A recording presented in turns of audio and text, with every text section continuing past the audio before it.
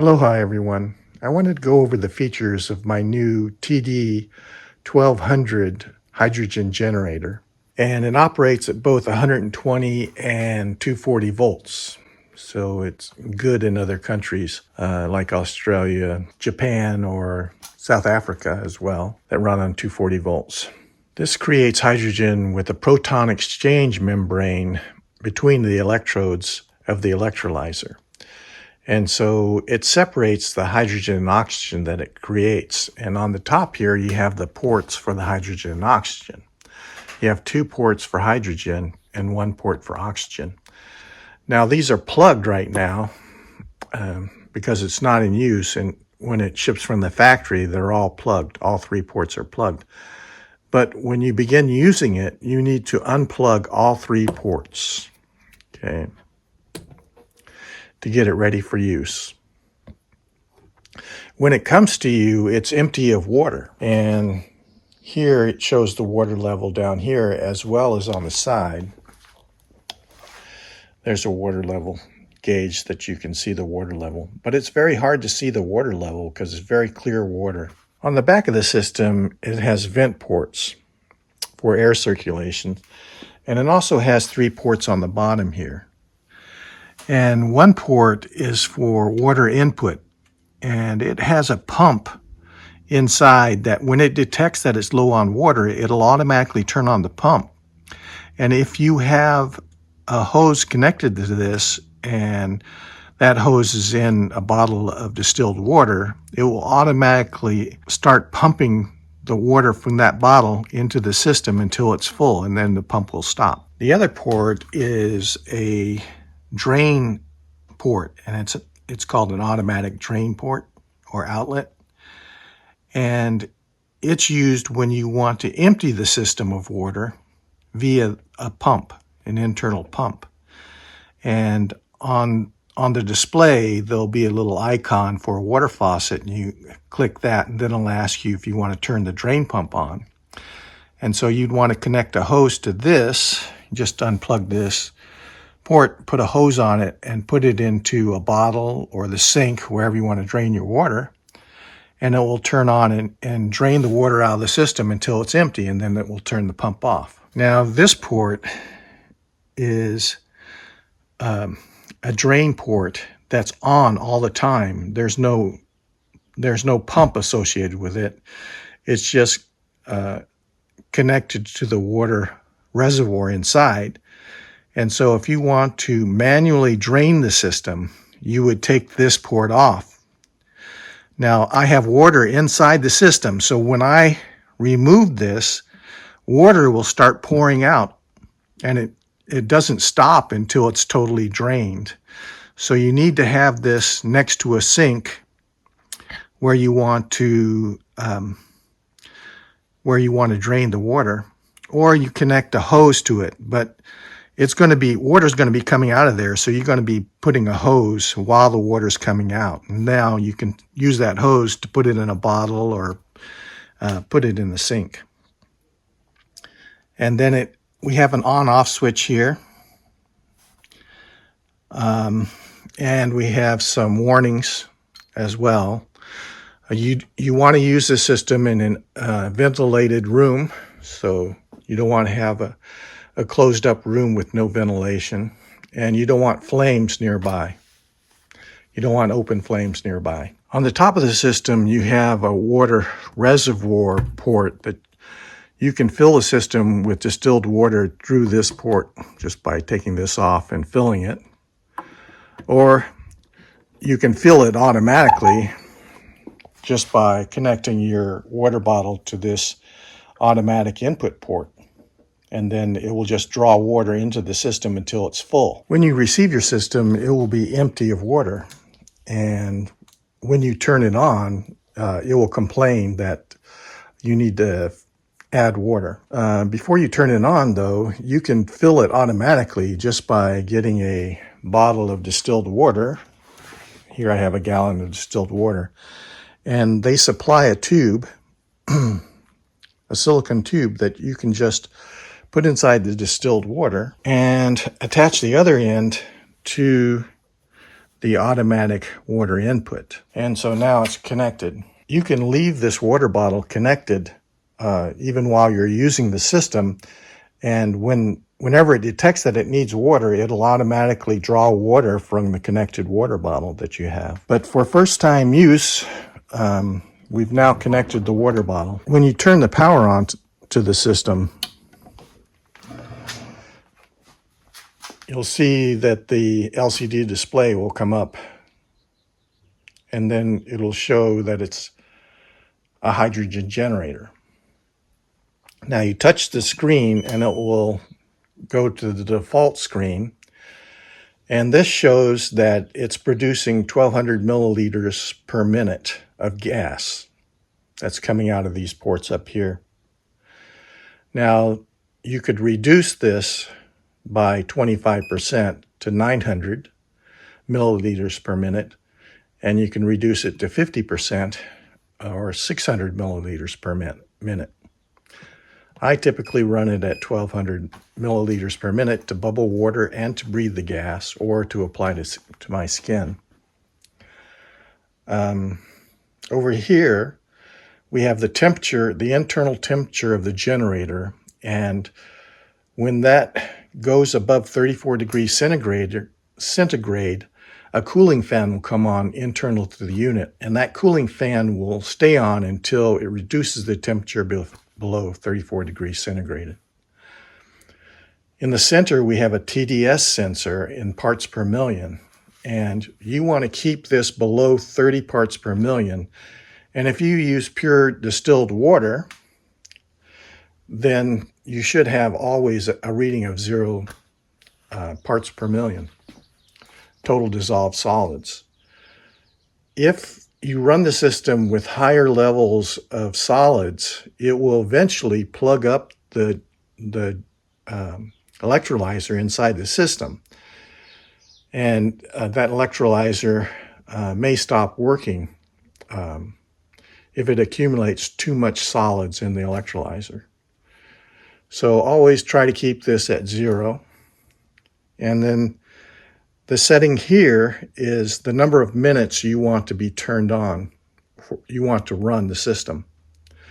And that can be increased or decreased 30 minutes at a time.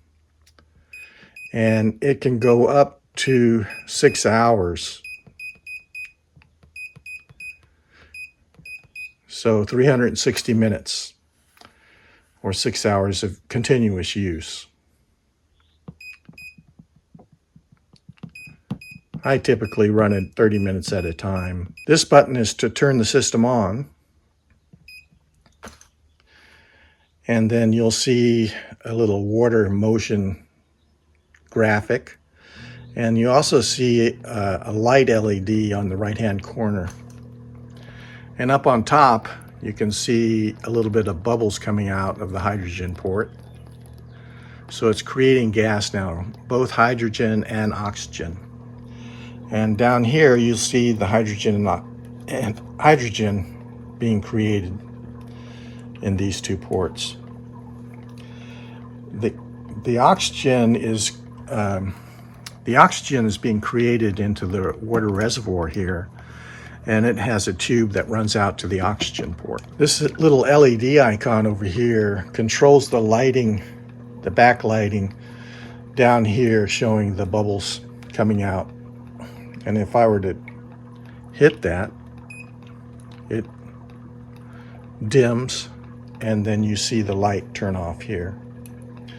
Now, after a minute of use, the LCD screen will also dim. When the system has stopped running, you'll see the motion, the graphic of the water going back and forth, and you'll see the bubbling has stopped, and the blue LED lights that are backlighting these two ports have turned off.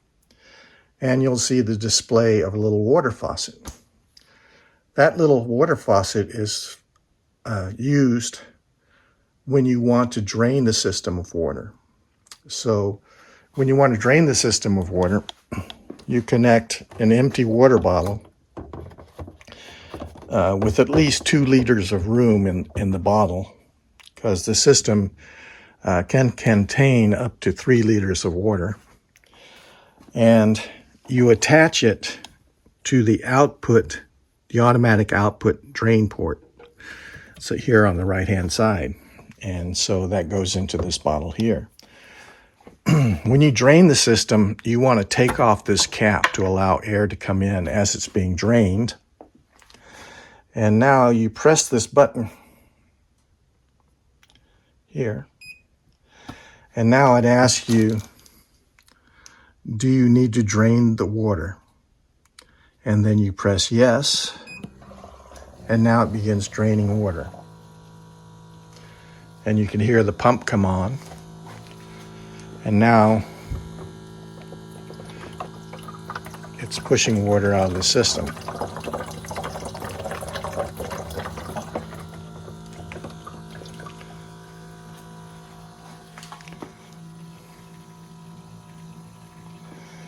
Now, if I touch the button, it will stop. So I'm going to continue draining the water until it's empty, and then I'll show you what it's like when you turn on the automatic water input port. Okay, I've just emptied the system of water through the drain pump, and it had been running. When it detected that all the water is out of the system, it automatically turned off the pump. So now it's sitting here and it has no water. If I were to turn the system on now, it's going to run a little bit. It's actually turned on the input pump because it knows that it needs water. And because I don't have it connected to the water input, it comes up with this message, if you can see. It says, please add water. So now,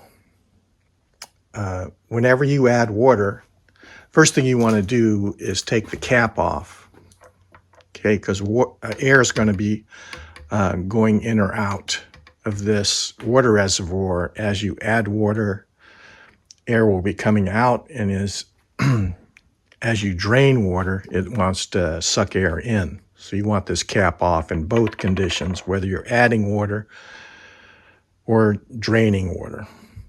Okay, so now in the case that I'm adding water, I want to take at least, I want a bottle of at least 2 liters of water. In this case, I have a gallon or 4 liters. And I want to connect the hose that I have to the automatic water input, which is the center of this. Connect that in. And then you come over here. Whenever you have this display up, hitting the run button will not cause it to start because it's detected that it doesn't have enough water. So in this condition, you need to turn the system off and back on, and then hit the run button. So we'll do that now. We'll come back here. We'll turn the system off. Then turn the system on. The screen will come alive again. We'll activate it, and now we'll turn it on. Now, it knows that it's low on water, so it turns on the pump.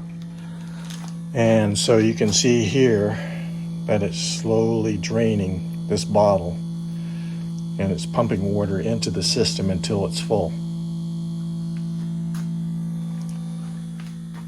And you can hear the pump running as it does that.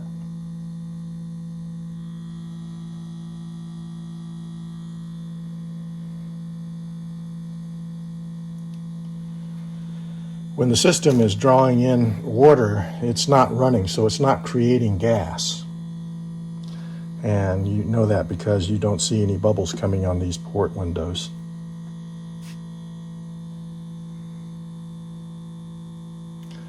So now it'll run until it fills with water. Now the system has detected that it has sufficient water, and the pump is still running. It's still drawing in water into the system. But now that it knows that it has enough water, it turns on gas creation. So now it's creating gas coming out of these ports. And the pump is still running. It's drawing in water from the system. And it's coming out of this water bottle here, and it's connected there to the water input port. And it will continue drawing water in until the system is full of water. It can draw in up to 3 liters of water. Okay, the system has detected that it is full of water, and it's still running, but the pump is turned off. You hear the noise from the pump turning off. And if you look at the bottle over here, it's drawn in about 3/4 of the water. So the water level is here right now. And I started, the water level was here. So about 3/4 of a gallon is drawn in. And I emptied it completely before I started. Now that the system is full, you put the cap on. And make sure to press it on all the way. In order to use the gas, you have to decide what type of gas you want to use. So they provide you with a 3-way tubing system as well as a 2-way tubing system to attach to the gas output ports. So if you wanted to breathe Brown's gas or a pseudo Brown's gas, because the machines that I have been producing produce nothing but Brown's gas, and it uses an electrolyzer. It does not use a membrane in between the electrodes, so it doesn't separate the gas. The gas is always combined, oxygen and hydrogen. So I've been breathing and using this machine since 2020, so 6 years. So when you're getting ready to use the gas, you have 2 tubing sections to use. One is you can attach it to all 3 ports. So you can combine the hydrogen with the oxygen, like so. And now you can put your breathing tube or you can put your water bubbling tube on this port, and you'll have pseudo Brown's gas. So it's a combination of hydrogen and oxygen. And I call it pseudo Brown's gas because the system that I normally create doesn't use a membrane to separate the gases out. It's always combined. And for this system, it's true Brown's gas. So it's created combined. So when you use the gas to breathe or bubble water, you're always using combined hydrogen and oxygen gas. Whereas the system here, the hydrogen generator, you can choose what type of gas you want to use. So in this configuration, it's Brown's gas. But if you don't want to use Brown's gas and you just want to use hydrogen gas, then you have this tubing here that is supplied to you, and you just connect it to the hydrogen ports. And now you connect your cannula to this or your tubing that goes to your water bubbler. I found that the use of hydrogen gas is much more potent than the combination of the 3 together. And I've also found that if you're comparing Brown's gas where you're using the 3 of them together compared to the Brown's gas over here, as far as the effectiveness for health, I found it to be about the same. But I found that if you just use hydrogen, I think it's more potent than using Brown's gas. Even the Brown's gas over here, I found that it's faster in the results obtained and more potent. So the results last longer. Now the system comes with 4 cannulas, and they have a condenser built into the tubing, so it condenses any water that's in the gas additionally. And so when this condenser fills up, you would empty it. I typically don't use a cannula with a condenser, so I don't use this type of cannula typically. But this is the type of cannula they provide. And in order to hook it up, you just put the end of the cannula onto the tube here. So now you have your cannula hooked up here. And now you just put this in your nostrils to breathe it. If you want to bubble water, you can use the hose that they provide. They provide a 3-foot long hose, and you can attach it to the gas output. So I've got it connected to the gas output. In this case, it's just hydrogen, and put the other tube into water that you want to bubble. So I have my own water bubbler that I've created so that I have a port out of the top of the bottle where I could breathe the gas or use the gas while I'm bubbling the water in it. And it goes into an aerator at the bottom here to maximize the contact of the hydrogen gas with the water. And then you attach the other end to the gas output here.